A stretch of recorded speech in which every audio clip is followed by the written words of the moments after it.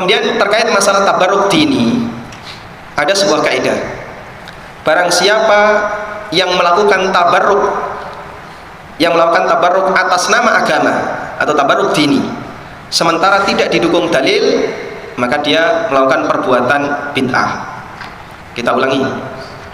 Barang siapa yang melakukan tabarruk dini, tabarruk atas nama agama, namun tidak didukung oleh dalil, berarti dia telah melakukan perbuatan bid'ah. Contohnya Pak, contoh, ada orang yang berdoa di kuburan. Setiap kali dia berdoa, yang dicari kuburan. Kamu mau ke kuburan mau ngapain? Saya punya hajat, mau tes CPNS. Saya mau berdoa di kuburan. Betul, dia tidak minta kepada ahli kubur, dia mintanya kepada Allah. Dan yang dipanggil Allah, Rabbana, Rabbana, Rabbi, Rabbi. Ya Allah, ya Allah, berikanlah aku rizki, berikanlah aku kelancaran dalam berkarir dan seterusnya. Yang dia minta Allah. Tapi dia meyakini kalau doa ini saya baca di kuburan akan lebih cepat mustajabnya.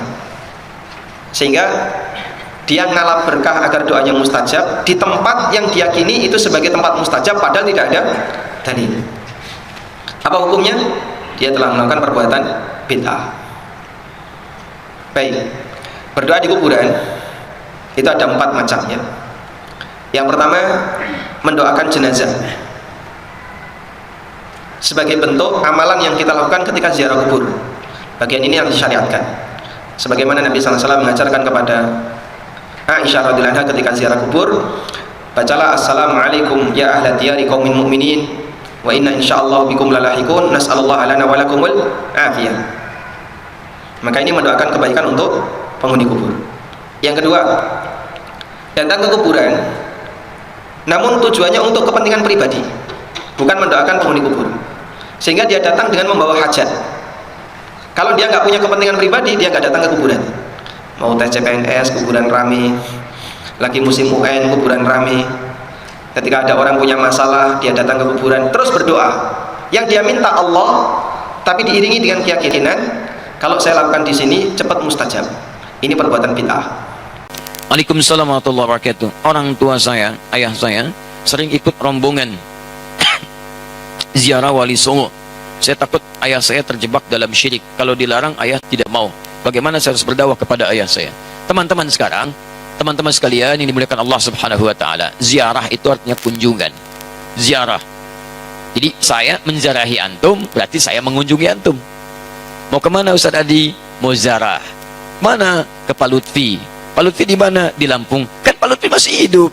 Ziarah itu bukan mengunjungi orang yang wafat saja.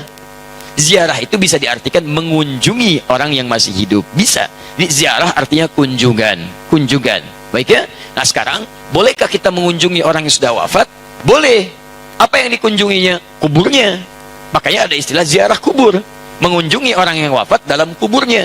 Apa yang dilakukan? Mendoakan mereka. Jadi Nabi bahkan mengatakan, silakan.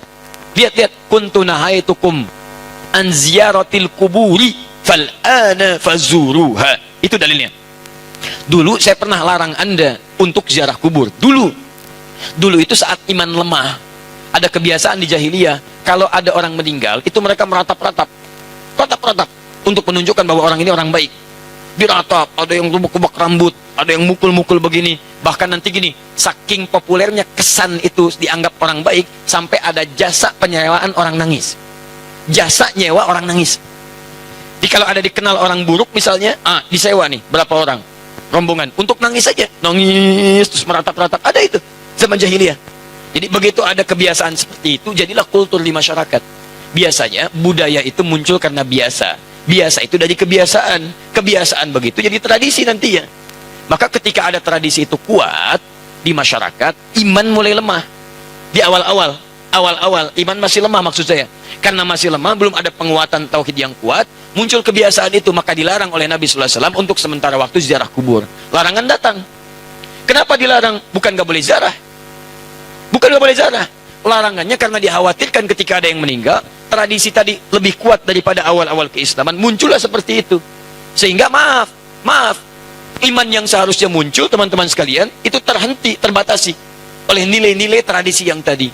Maka setelah imannya kuat, paham bisa membedakan, mana doa, mana diskusi, mana ceramah, mana ngobrol, kan?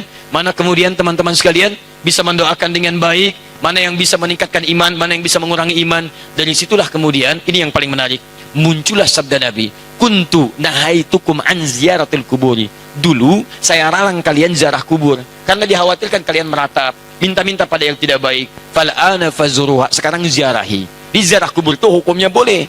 Sekarang antum katakan, saya ingin ziarah Wali Songo. Boleh. Apa yang dilakukan saat ziarah itu? Turunkan lagi hadis-hadis Nabinya. Doakan mereka. Apa doanya? Salam dulu. Assalamualaikum ya ahlad diyar. Minal mu'minina wal mu'minat. Wal muslimina wal muslimat. Wa nahnu insya'allahu bikumul lahiqun. Ziarah. Bahkan antum kepada Nabi. Ke Madinah, ziarah.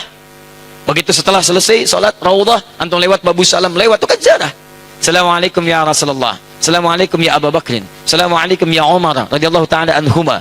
Antum ke Baqi ziarah. Assalamualaikum ya ashaban Nabi sallallahu alaihi wasallam. Assalamualaikum ya ahlad diyar. Minal mu'minina wal muslimin wal mu'minat wal muslimina wal muslimat wa nahnu insyaallahu bikumul lahiqun. Datang ke Wali Songo, ziarah.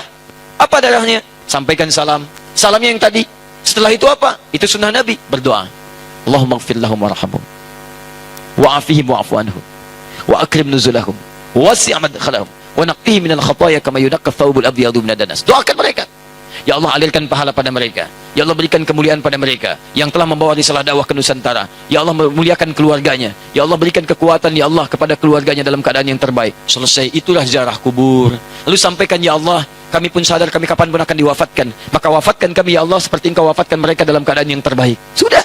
Makanya kata Nabi, cara terbaik meningkatkan iman, mengunjungi, berziarah, atau ingat pada kematian. Sering lewat alam kubur mengingatkan kita mendekatkan diri pada Allah subhanahu wa ta'ala. Yang tidak boleh, maaf, minta-minta di kuburan. Pegang nisan, kan? Pak, tolong, Pak, cucu saya mau lahiran, tolong. Makanya saya datang ke sini. Antum ngapain datang ke situ? Yang di situ saja nggak bisa keluar. Antum itu kayak yang di situ. Itu yang tidak tepat. Jadi yang dilarang itu minta-minta pada yang tidak dibenarkan. Kalau zarahnya nggak ada masalah. Lalu bagaimana kemudian menyikapi yang seperti ini? Antum bikin zarah. Cari ustaz yang bagus. Datang kemudian, di bis itulah diadakan taklim. Terangkat. Ini loh risalahnya. Saya pernah itu. Ya, tur jejak Islam di Nusantara. Bukan Islam Nusantara, jejak Islam di Nusantara. Beda antara Islam Nusantara dengan jejak Islam di Nusantara. Kami susuri Pak, sampai ke Aceh Pak. Aceh, dari Aceh. Kami kunjungi makam Syekh Abdul Rauf As-Singkili. Datang. Terus saya terangkan taklim dulu. Syekh Abdul Rauf itu masuknya ke Aceh seperti ini. Kemudian menyampaikan begini, risalah Islamnya begini. Setelah itu kita datang. Mana buktinya beliau ada? Kita kunjungi. Sampai ke tempat makamnya, dari hanya kuburannya. Masuk ke situ kita berdoa. Saya pimpin doanya. Begini cara berdoanya. Sampaikan begini, begini, begini. Sudah, ayo kita pulang. Saya sampai ke Lasem. Untuk menelusuri jejak Islam di Nusantara ke arah wilayah Jawa Tengah sampai ke Jawa Timur. Nah, ujung Jawa Tengah ke Lasem, saya tunjukkan. Ini dulu ada Sunan Bonang di sini. Teman-teman sekalian, nama aslinya ini. Asalnya begini, ininya begini, ininya begini. Dari mana taunya? Apakah itu fiktif? Ayo kita lihat. Susuri tempatnya. Ini tempat beliau. Ini tempat awal merapatnya. Ini tempat keluarganya. Ini pas sujudannya. Sampai saya hitung berapa anak tangga sampai ke atasnya. Yang merawat tempatnya itu sampai ke sujudannya. Yang merawatnya namanya Pak Abdul Halim. Begitu antum naik sampai ke atas, sebelah kiri, di situ antum temukan nanti yang pegang kuncinya Pak Abdul Halim. Ketika bertemu dengan beliau, indah sekali. Pak, ini bukan makam ya. Bukan makam. Makamnya itu bukan yang di sini, ini cuma pas sujudannya. Pas sujudan itu tempat beliau kemudian memetakan wilayah, berdoa kepada Allah, minta diberikan kekuatan, bersujud di situ, sholat menghadap ke arah kiblat, seperti Nabi naik ke Gua Hira. Lalu memohon kepada Allah beri petunjuk. Setelah itu berdakwah di lingkungan sekitaran. Makamnya bukan di sini Pak, tapi yang di bawah. Disamarkan makamnya supaya tidak ada yang mengkultuskannya. Indah keterangannya. Saya ajak jamaah untuk mendengarkan itu semua. Tuh, kan? Sering tertipu kita. Makanya ditutup tuh pas sujudannya juga supaya tidak ada yang mengkultuskan itu. Cuman lihat ke situ, baik, terangkan. Kalau sudah seperti itu enak taklim kitanya. Di sejarahnya paham, ada tokohnya, ada bekasnya, kemudian kita mendoakan, setelah itu kita pulang. Selesai. Jadi kita itu tidak harus saling mencolok, gak ada Wali Songo, begini, begini, begini. Alah, antum ini kenapa sih? Sebelum bilang gak ada, lihat dulu. Lihat, pahami, baca kisahnya, pelajari, ambil inspirasinya. Kalau ada yang meninggalnya, doakan seperti antum datang ke makam Uhud. Datang ke situ, antum doakan, cerita di situ, selesai. Seperti antum datang ke makam Nabi. berdoa di situ, bahas sekitarannya, pulang, selesai. Itulah teman-teman sekalian. Jadi kita ambil cara yang hikmah. Jelas ya? Jadi kita pun tidak harus menyakiti orang lain, tapi meluruskan dengan cara-cara yang terbaik. Hikmah. Ya. Karena masjidnya al-hikmah, selalu ini yang muncul. Allah Ta'ala alam bisawab. Jadi itu kalau ada sesuatu yang kurang berkenaan, kita cari cara yang lebih baik. Cara lebih baik. Ini sudah kebiasaan, zarah berangkat gini. Kita ketahui ada sesuatu yang kurang baik di dalamnya. Antum bikin zarah yang lain. Cari ustadz yang bagus. Di situ terangkan sejarahnya, macam-macamnya, kunjungi, terus cari tempat-tempat yang terbaik. Kalau sudah paham seperti itu, pelan-pelan nanti akan terbuka hatinya. Bolehkah kita ziarah ke makam para wali untuk mendapatkan barokah?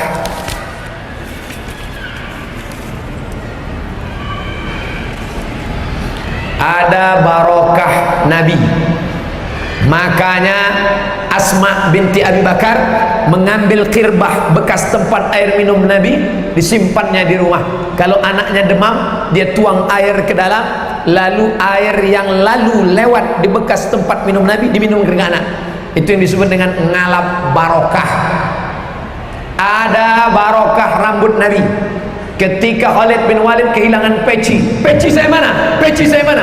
Sahabat yang lain, ngapain kamu nyari peci? Peci banyak jualan di pasar. Bukan masalah pecinya, tapi ada rambut Nabi di dalam. Barokah rambut Nabi. Ada barokah tempat. Kenapa mesti sholat di dekat Ka'bah, Masjidil Haram? Kenapa mesti sholat di Taman Raudhah? Barokah tempat ada, barokah orang ada. Nah, wali-wali Allah itu apakah ada keberkahan? Ya, di antaranya Syekh Abdul Qadir Al-Jilani. Jadi kalau ada orang bertawassul kepada Allah dengan wali-wali Allah, dalam kitab Al-Mawsu'ah As-Yusufiyah fi Adillatis Sufiyah, ulama dari Damaskus Suriah, orang yang berdoa di makam para wali, tidak menyembah kubur, bukan menjadikan kubur sebagai berhala, tapi mereka bertawassul kepada Allah dengan berkah kedudukan seorang wali di hadapan Allah. Syekh Abdul Qadir Al-Jilani, salah satu wali Allah yang diberikan rekomendasi oleh imam ahli hadis ahli fiqih dari kalangan mazhab Syafi'i. Imam An-Nawawi mengatakan Imam Syekh Abdul Qadir Al-Jilani di antara ulama wali Allah yang diberikan keutamaan. Maka kalau ada orang yang bertawassul kepada Allah, ya Allah, aku memohon kepada Engkau berkat kemuliaan Syekh Abdul Qadir Jailani. Bukan dia meminta kepada manusia. Tidak ada orang minta, hai Syekh Abdul Qadir Jailani, tolonglah permudah jodoh saya. Gak ada. Bukan minta sama dia, minta kepada Allah berkat kemuliaan, barokah kemuliaan. Ada barokah Al-Quran, ada barokah orang soleh, ada barokah Nabi, ada barokah tempat. Dan kita selalu meminta barokah. Kalau makan, yang diminta barokahnya, Allahumma barik lana fima razaqtana wa qina azabannar. Orang menikah, yang didoakan barokahnya, barakallahu lakuma wa baraka alaikuma wa jama'a bainakuma fi khair. Anak akikah, yang didoakan barokahnya, barakallahu laka fil mawhub wa syakartal wahib wa ruzikta birruh wa balagha asyuddahu. Makanya doa kita, Allahumma inna nas'aluka salamatan fid din wa afiatan fil jasad wa ziyadatan fil ilmi. Tapi ketika minta rezeki, wa barakatan fil rizqi, minta barakah. Jadi dalam istilah ngalap barokah, maka diajarkan. Apa kitab yang paling lengkap tentang ini Pak Ustaz? Ditulis oleh Syekh Abdullah bin Siddiq Al-Ghumari tentang berziarah ke makam para wali dan orang-orang soleh, bukan meminta kepada mereka, meminta kepada Allah dengan kedudukan mereka. Mudah-mudahan kita selalu mendapatkan berkah insyaallah. Amin. Ala hadhihi niyah wa kulli niyatin salihah, kita bertabaruk meminta berkah dengan tawassul Al-Fatihah. Ala hadhihi niyah, dengan niat yang baik, semoga tercapai negeri ini dijauhkan dari malapetaka, bencana, riba, zina, narkoba, LGBT, supaya aman, damai dan diberikan pemimpin-pemimpin yang saleh. Ala hadhihi niyah wa kulli niyatin salihah. Al-Fatihah. A'udzu billahi minasy syaithanir rajim. Bismillahirrahmanirrahim. Alhamdulillahirabbil alamin. Arrahmanir rahim. Maliki yaumiddin. Iyyaka na'budu wa iyyaka nasta'in. Ihdinas siratal mustaqim. Siratal ladzina an'amta 'alaihim ghairil maghdubi 'alaihim waladdallin. Amin. Tawassul itu ziarah ke aulia masyru'. Ziarah ke wali-waliullah itu diajarkan oleh Rasulullah sallallahu alaihi wasallam. Bahkan bukan saja pada wali, pada tempat-tempat yang pernah didudukin waliullah masyru' diziarahi. Nabi kalau kami sore ziarah ke Uhud, ada siapa di Uhud? Ada 70 waliullah, pangkatnya sahabat Nabi. Yang terbesar 3, itu cirinya 3. Sayyidina Hamzah, Abdullah bin Jahash, Mus'ab bin Umair. Itu 3 di Uhud tuh, yang ada bentuk 3. Yang 67 tak kelihatan, dikurung saja. Itu diziarahi sama Nabi. Itu mendidik umat, biar umat mengenal sejarah dan takzim sama para pahlawan. Kalau Jumat, Nabi ziarah ke Baqi'. Apa itu Baqi'? Tanah kusirnya Madinah. 10.000 sahabat Nabi terkuburkan di situ. Salah satunya Sayyidina Utsman bin Affan. Istri Nabi cukup banyak di situ, dan banyak sahabat Nabi. Itu ziarah. Bahkan tempat waktu Nabi Isra Mi'raj datang ke Bethlehem, tempat lahir Nabi Isa, tempat lahir. Dulu Nabi Isa di situ, Nabi di situ sholat 2 rakaat, namanya tabarrukan, mengambil barakah.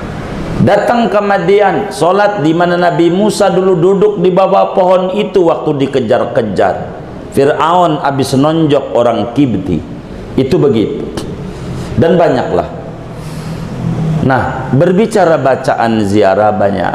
Maka kalau ada saudara-saudara melihat bacaan ziarah apa di RTQ TV yang dikelola Ustaz Sardi, atau di Gausolibat TV, atau di apa ini,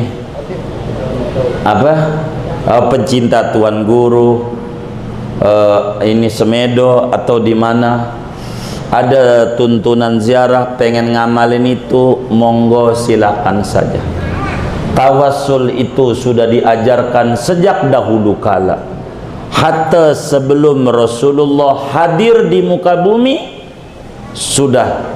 Bahkan sejak manusia pertama Nabi Allah Adam alaihi salam, waktu berbuat salah, Nabi Adam minta jawaban nama Allah, maka Nabi Adam bertawassul kalau pakai lagu dengan bacaan Ya Rabbi bil Mustafa baligh maqasidana waghfir lana ma madha ya wasi'al karomi. Tapi enggak di lagu Nabi Adam, Allahumma bihaqqi Muhammadin antaghfirali, ya Allah demi kemuliaan Nabi Muhammad maafkan saya.